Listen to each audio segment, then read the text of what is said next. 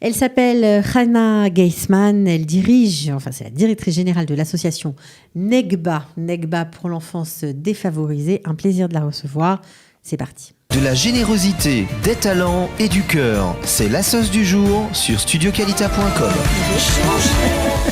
Bonjour Hannah.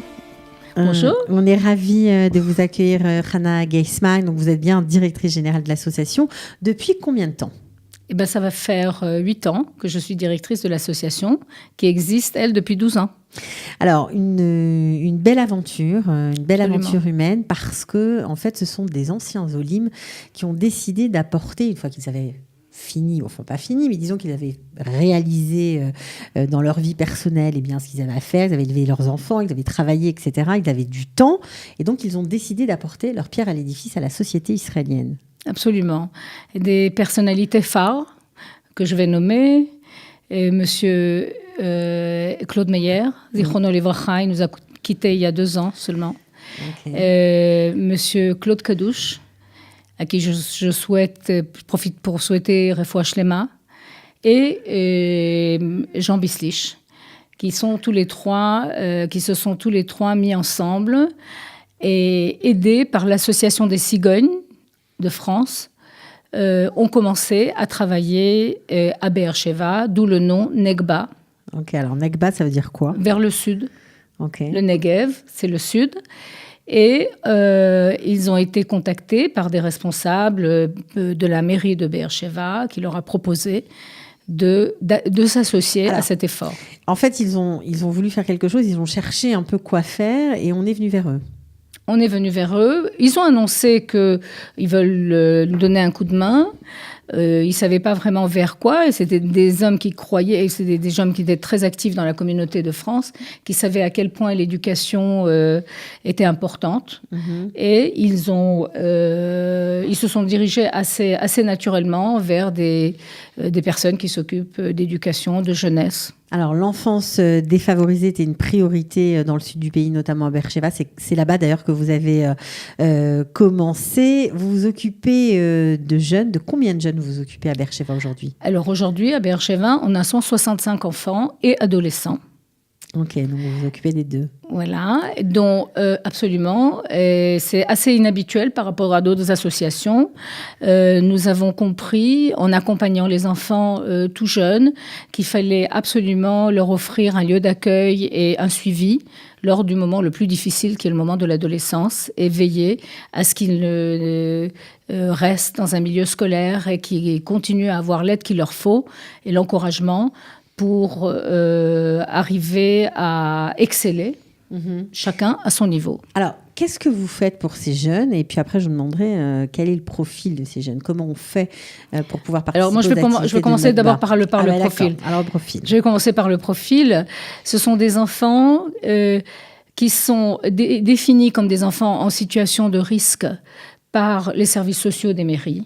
Okay. Il peut y avoir toutes sortes de problèmes familiaux, très souvent des enfants élevés par une maman seule, ou bien père en prison, alcool, drogue. Ça peut être des problèmes à moyenne gravité, petite gravité, ou vraiment il peut y avoir toutes sortes de problèmes, jusqu'au problème simple d'une maladie d'un des parents et qui ne peut pas jouer son rôle, et on a besoin d'une période pour cet enfant dans lequel il y ait d'autres adultes qui soient autour de lui pour l'aider à prendre le relais.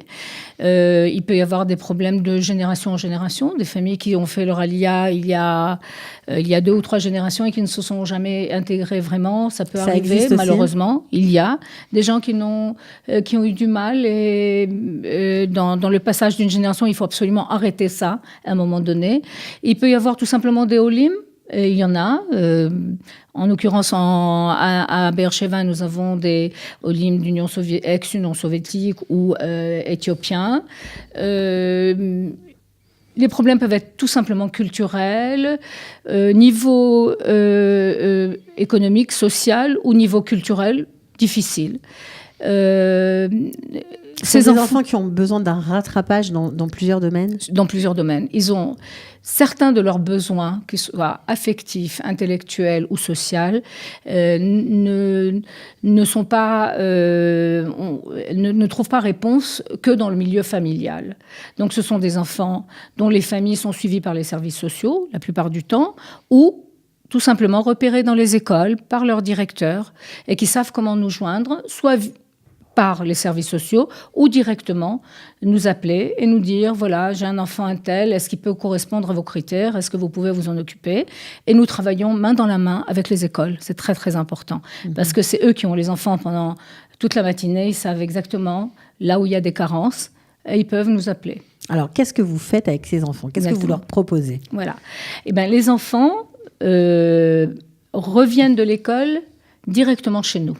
Ils ne vont pas à la maison, ils viennent avec leur cartable, ils reçoivent un repas chaud, et tout de suite après le repas, ils ont un temps d'étude dans lequel il y a une aide aux devoirs d'une part, mais de l'autre part du rattrapage scolaire, ou carrément, parfois, l'apprentissage de la lecture. Ça paraît bête, mais on peut avoir un enfant... Avec des morottes... Avec des morottes, le oram et takenet, pour des enfants qui ont des difficultés... qui ne sont pas rattrapés à l'école parfois. Parfois oui, parfois non. Vous avez des résultats, j'imagine? Ah oui, c'est incroyable. Voir un enfant qui ne savait pas lire, qui arrive au CM1 et qui tout d'un coup découvre le monde de la lecture et qui est capable de se mettre sur une scène et lire un poème, c'est le bonheur. Vous lui avez donné les outils de sa liberté?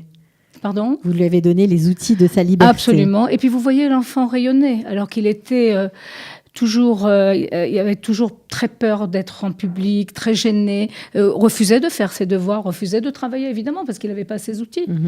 Et donc les enfants donc ont un temps d'études avec des étudiants qui sont bénévoles, des enseignants payés. Leurs animateurs, ceux qui les ont toute l'après-midi, qui les accueillent. Donc le temps d'étude dure à peu près 1h30 et qui est réparti en séquences de 25 minutes, une demi-heure. Et ils travaillent par séquence de travail face à l'ordinateur avec des programmes spécifiques de rattrapage, soit de façon classique, peuvent travailler avec un livre et un cahier, ou avec des jeux éducatifs dans lesquels ils apprennent, où on travaille avec eux la mémoire, on travaille avec eux la logique, on travaille avec eux la motricité fine.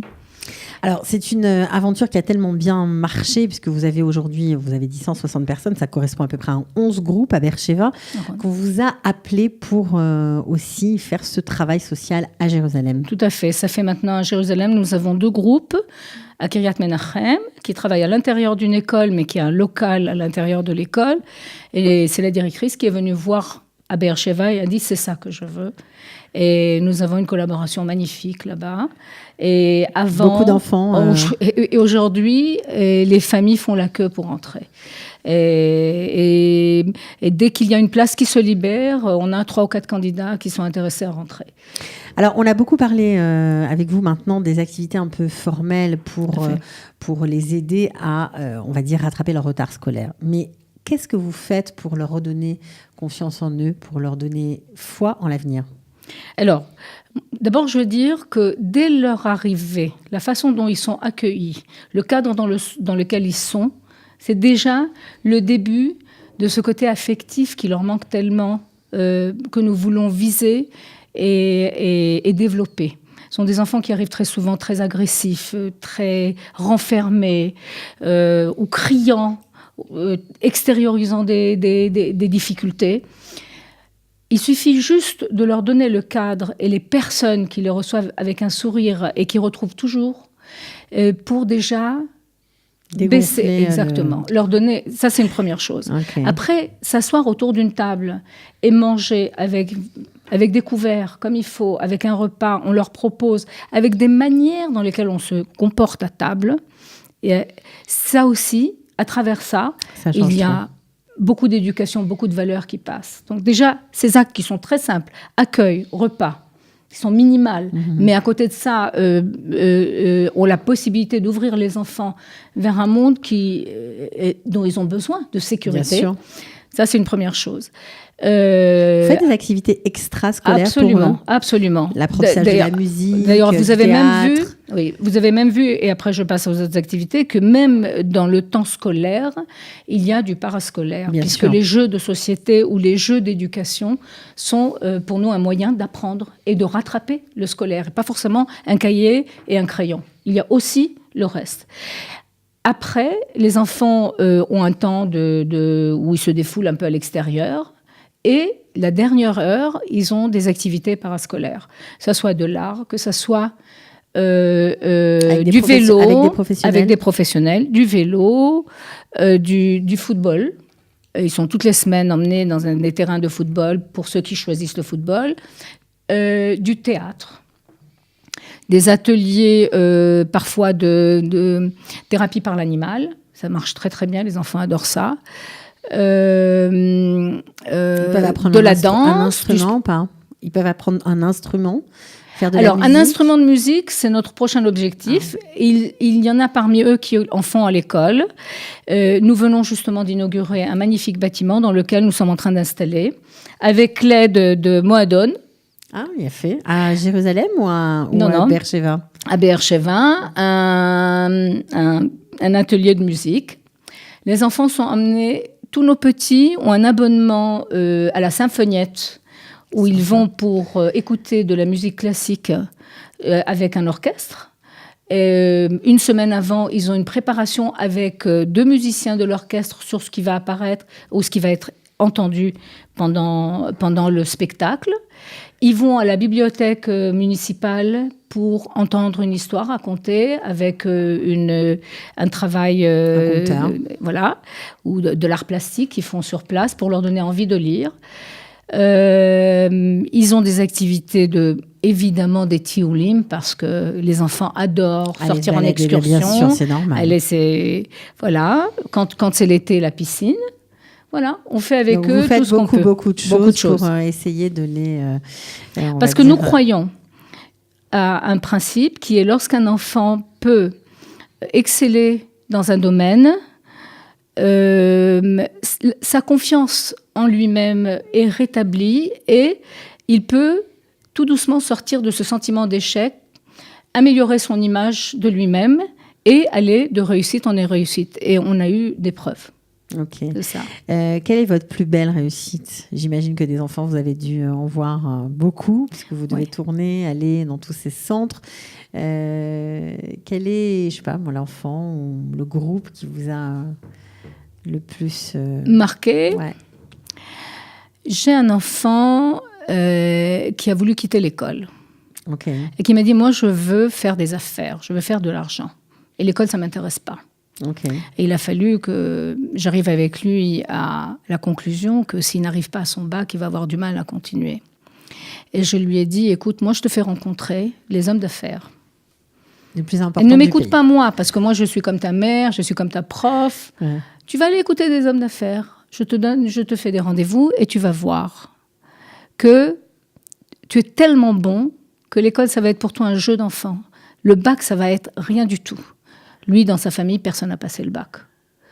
Toi, tu vas être le meilleur. Et tu vas réussir. Et tu vas réussir les affaires, j'en suis convaincue. Mais ce garçon, aujourd'hui, est à la veille de sa mobilisation à l'armée, ce qui n'était absolument pas couru d'avance. Ce sont des enfants qui, souvent, ont déjà des dossiers à la police. Donc, ils ne pourront pas faire l'armée. Un dossier à la police, ce garçon-là va... et il m'a annoncé, il y a 1 an, qu'il a lancé son affaire, son start-up, pendant qu'il est en terminale. Et il a fait son bac. Voilà pour moi une histoire magnifique qui me fait gagner des années de jeunesse. Je vous comprends, je suis bien d'accord avec vous. En tout cas, c'était agréable et c'était important pour nous aussi de mettre Negba, cette très belle association, en plus une initiative de l'Olim Hadashim, donc franchement des anciens Olim de France. On était content d'en parler. Qu'est-ce qu'on peut vous souhaiter? C'est une question que je pose souvent. Vous pouvez nous souhaiter de continuer à faire profiter de plus en plus d'enfants et de familles de ce service, qu'il soit donné par nous ou par d'autres. Alors juste, ça me tend la perche parce que c'est vrai que c'est un problème dont on ne parle pas beaucoup. Il y a beaucoup d'Olim Hadashim de France qui, pendant certaines périodes, ont des gros problèmes ou financiers ou autres et qui n'osent pas ouvrir ou taper à la porte des services sociaux de leur ville parce qu'ils ont l'impression que c'est honteux. Voilà, en gros, c'est souvent le sentiment qu'on a. Je suis tout à fait d'accord et je vais dire que c'est dommage parce que c'est une aide qui est là et si on ne va pas la chercher, on ne l'aura pas. Et il n'y a pas à avoir honte. Et toute la population, enfin beaucoup de personnes qui sont en Israël sont des anciens immigrés. Les gens ont vécu des difficultés. Et on est tous au même stade. On a tous recommencé quelque chose. Oui, donc on n'est pas jugé pour ça. Les fossés culturels, de langue, de professionnels, les difficultés qui sont inhérentes à de l'immigration sont connues partout. Donc c'est une étape dans la vie d'une famille. Et il y a des structures qui peuvent vraiment aider. C'est dommage de s'en priver. Vraiment. Okay. Bon, on va finir sur cette note optimiste. Merci beaucoup, en tout cas, Hana, d'être venue. À très bientôt. À bientôt. Au revoir. De la générosité, des talents et du cœur. C'est la sauce du jour sur studioqualita.com.